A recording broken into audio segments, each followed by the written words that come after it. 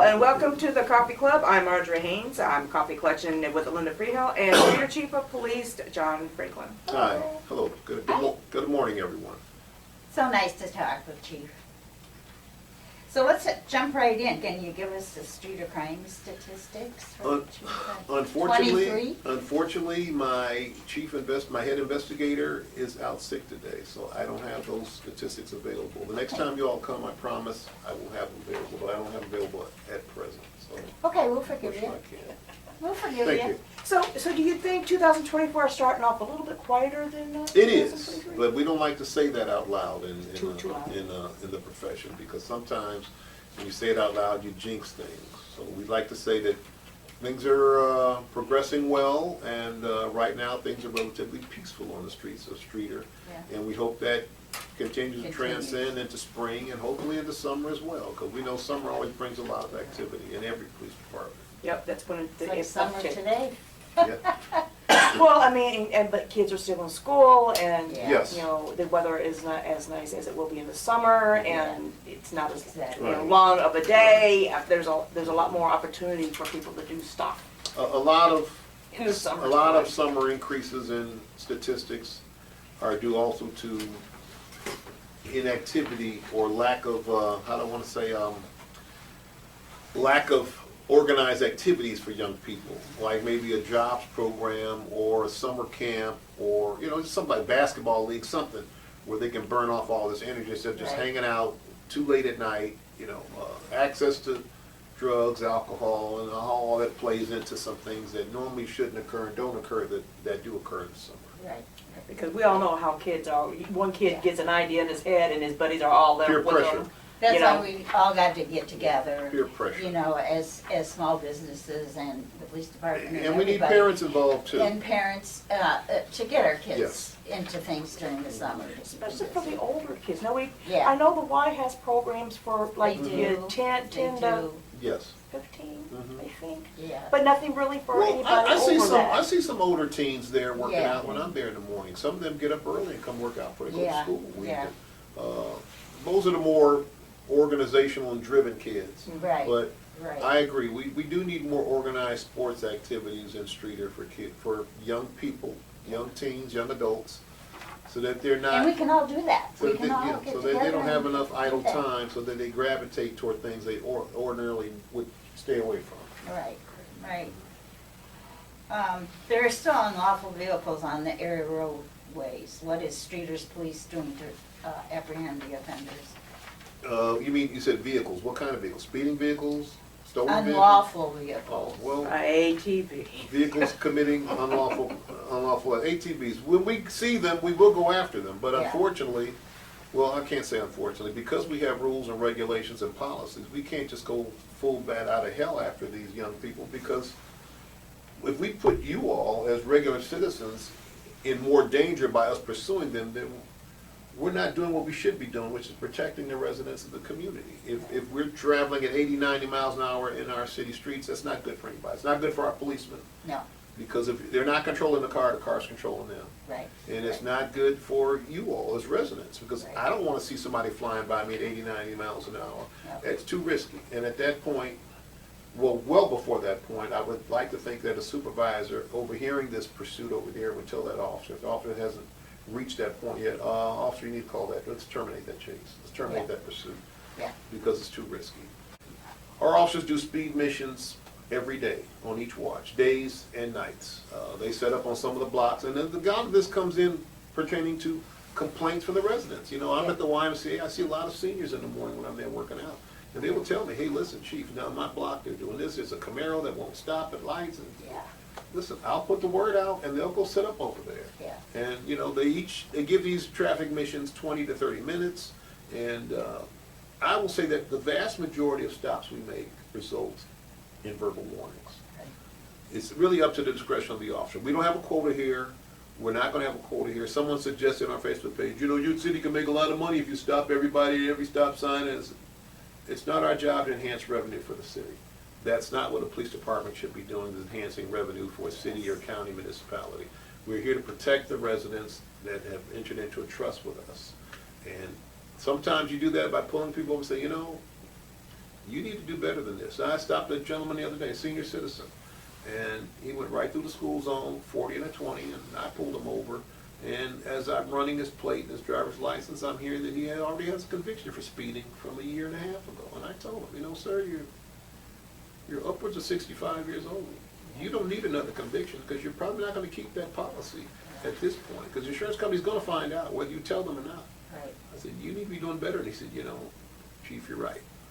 And I told him, well, then, you know, I need to see that in their operation of your vehicle, because there's no excuse for that. You got flashing lights on both sides of Bloomington, you know, Morrell, Lincoln, whatever, and you need to be observant of that and slow down. You know, our kids are precious cargo. We don't need them hurt, whether they're in school or not. If it's a school day between, you know, 7:30 and 3 in the afternoon, that has to be observed. Yeah.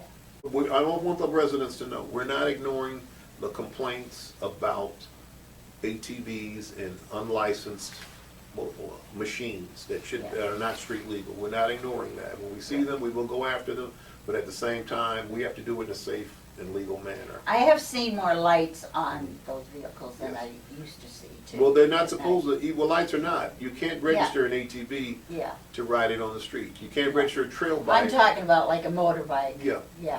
Well, if it's a legalized if it's a street legal motorcycle, it's gonna have lights and turn signals and brake lights, all the We things had one that required. didn't. It used to come all the time. Well, like I said, we know there's a problem out here with it. Yeah. And, you know, we address it and also we have to still handle our calls for service. Yeah. And we handle a lot of calls regarding domestics, custody of children, exchanging Oh, children, yeah. people being locked out by their significant other, people wanting to, needing a police officer escort to go retrieve property. These calls take up the bulk of our calls here in Okay. Streator. I mean, Yes. for a town, a city as small as we are, we handle a lot of domestic issues here. Yeah. And they require a lot of time. We get calls, we have to respond.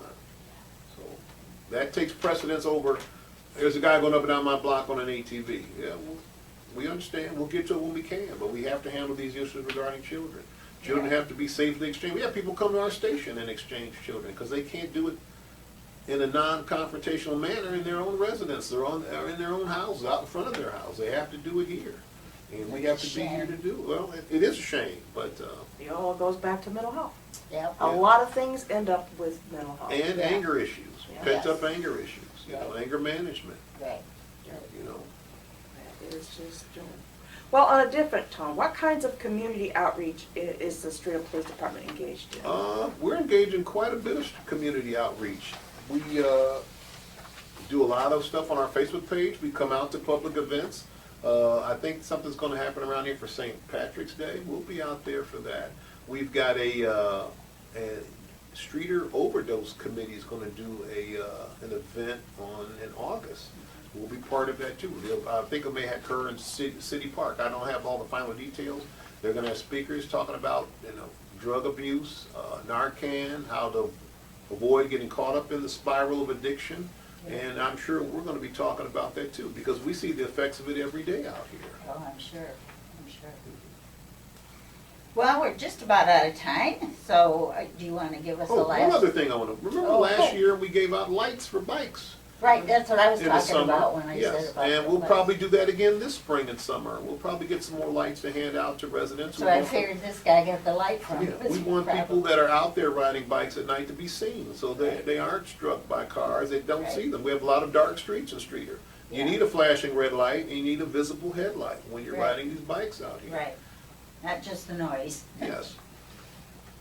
So anyway, do you have anything else, you know, to drive carefully when you drink? Oh, yes. Well, we're always on patrol for impaired drivers. I think last weekend we arrested someone here for impaired driving, and I believe the gentleman was well into his 70s. But it's not an old age thing, young, old, and in between. A lot of people think that they haven't had as much as they've consumed, or they think it doesn't affect them to the degree it does. And, you know, we see people going out of their lane, going over the yellow line. We're going to make those stops. Yeah. And if you're impaired, you know, you're going to wind up here. Right, Especially on St. Patty's Day, because we all know it's a drinking holiday. True, but you know, Be careful. and I'm not disparaging Irish. our liquor. establishments, but we have a good number of bars here. Some of those people are going to leave who have likely been overserved, you know? Right. Even if the people serving them in there may not be aware. And everybody has different alcohol tolerance. And one person might take 3 drinks and not show any sign of impairment. Another person may take 2 drinks and shouldn't be behind the wheel at all, because Right. alcohol affects different people different ways. Yeah. And if you have food in your stomach, it will affect you differently. If you're hungry and don't have any food in your stomach, it's going right directly into your bloodstream. Right. We participate in all community events. If people tell us, hey, Chief, we're throwing this community event at such and such, and we'd like to have police presence, we'll have a police presence. Or we'd like you to appear, or my deputy chief.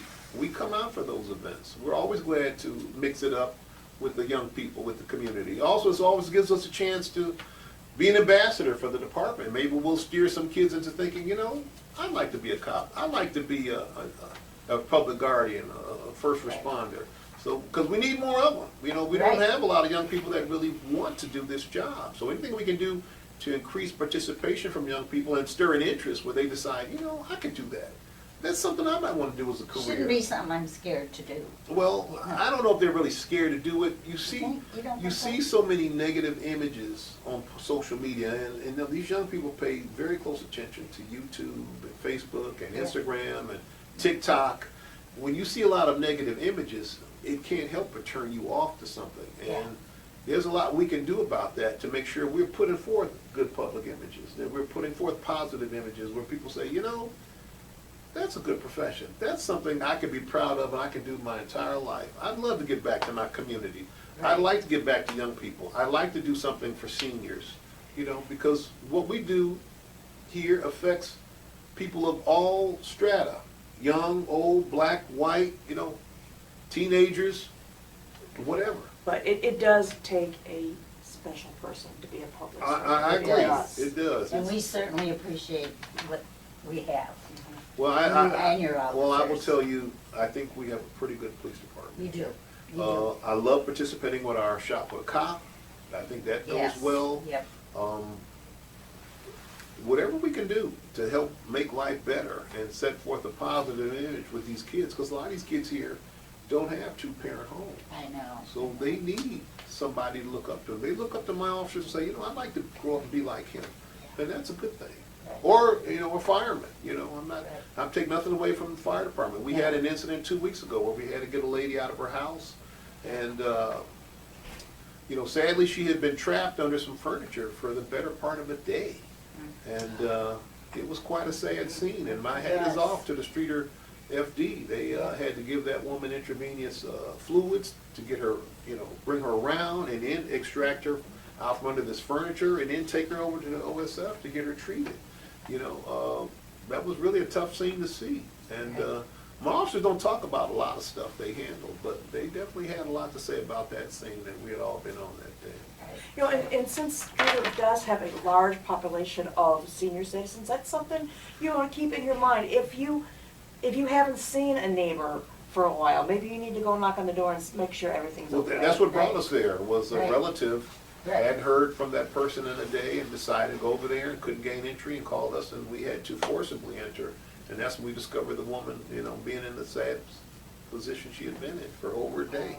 Because I know it was a year or so ago, a neighbor behind us, her little dog was out.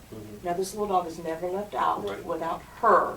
And we waited and thinking, you know, let's just go check. I mean, everything was okay, but it was just.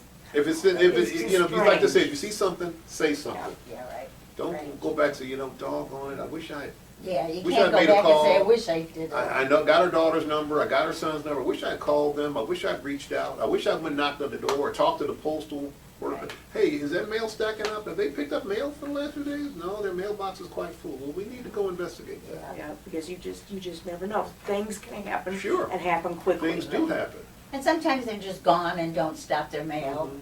but it's still a thing to do, you Yes. know, at least check on it. Right. Well, And and make sure. that's like, how many people do you know carry around their cell phone at home, like you Yeah, would it's when you're hard- it's out? hard. You don't, you know, You don't. you go out, you're out, and all of a sudden something happens to you. And we see that happen when we get calls to check the well-being of someone. They said, well, sir, your daughter's been calling you on your cell phone. You know, officer, I can't find my cell phone. It died. I don't know where it's at. Well, let me come in and help you look for it. We go find it, plug it in, keep it charged, sir. Your daughter really cares about you. She'd like to hear from you. You know, I just forget because, you know, I'm by myself now. My wife died 5 years ago and nobody really called me. I was, well, sir, you still need to have your That's lifeline. where Lifeline comes in. Yes. Well, your phone's your lifeline if you don't have that push button lifeline. That's right. You gotta keep it plugged in, you gotta keep it charged so it works for you when you need it. Alrighty. Thanks for talking to us, Chief Franklin. I am Marjorie Haynes. This is the Coffee Club. It's been great coffee clutching with you, Linda, and Chief Franklin. Thank you. Thank you for having me. Chief. Appreciate it. See you We next time, appreciate you. everyone. Thank you. Bye.